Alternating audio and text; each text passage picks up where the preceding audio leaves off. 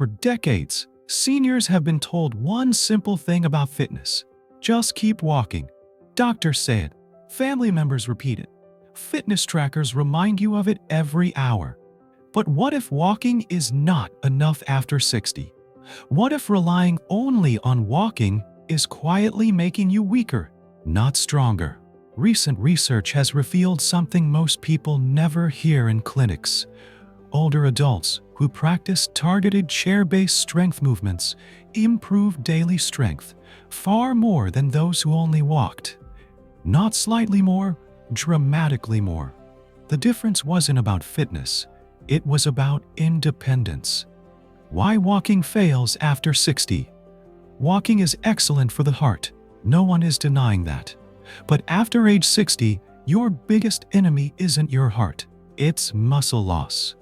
Your body slowly loses muscle every decade as you age, and walking doesn't challenge muscles enough to stop it. That's why many seniors walk daily, yet struggle to rise from chairs, climb stairs, or avoid falls. What actually works? Orthopedic specialists now agree on one thing: resistance-based movements, even while sitting, protect strength far better than walking alone. And the most powerful part? You don't need a gym. You don't need machines. You don't even need to stand for most of them. Just a chair. Exercise number 5, seated calf raises. This is the exercise most people overlook and pay for later. Your calf muscles act like a second heart. Every time they contract, they help push blood upward from your legs. When they weaken, blood pools, swelling increases, circulation slows. Seated calf raises directly wake up this natural pumping system. How to do it? Sit tall, feet flat, lift your heels slowly. Hold for 2 seconds, lower even slower. Start with 15 reps. Build up gradually.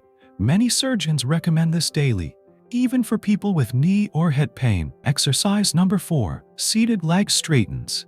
If standing up feels harder each year, this muscle is why. Your thigh muscles control standing, sitting, stairs, toilets, cars. Walking barely activates them. Seated leg extensions force these muscles to work against gravity, exactly what they need to stay strong. Key tip: at the top, squeeze the thigh. That squeeze matters more than speed. Exercise number 3, seated kneeless hip marches. Most falls don't happen because of balance. They happen because the foot doesn't lift high enough. Weak hip muscles cause shuffling. Shuffling causes tripping. Seated knee lifts retrain your brain and muscles to lift properly again. Slow, controlled, one leg at a time. This single movement has been shown to reduce fall risk dramatically. Exercise number 2, seated band rows. Posture is strength. When back muscles weaken, shoulders round forward. Breathing becomes shallow. Neck pain increases. Balance worsens. Walking does nothing for this.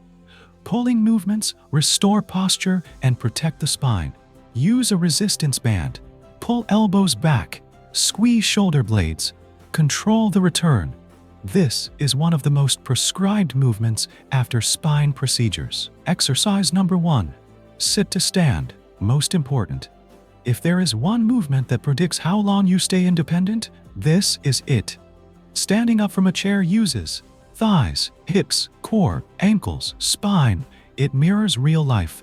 Strong sit-to-stand ability is linked to better bone density, lower fracture risk, longer independence. Golden rule: stand up with power, sit down slowly.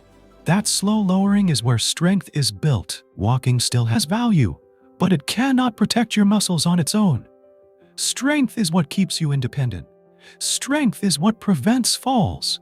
Strength is what keeps life enjoyable. You don't need more steps. You need better movement. Start small. 1 chair, 15 minutes, 3 times a week. Your future body will thank you.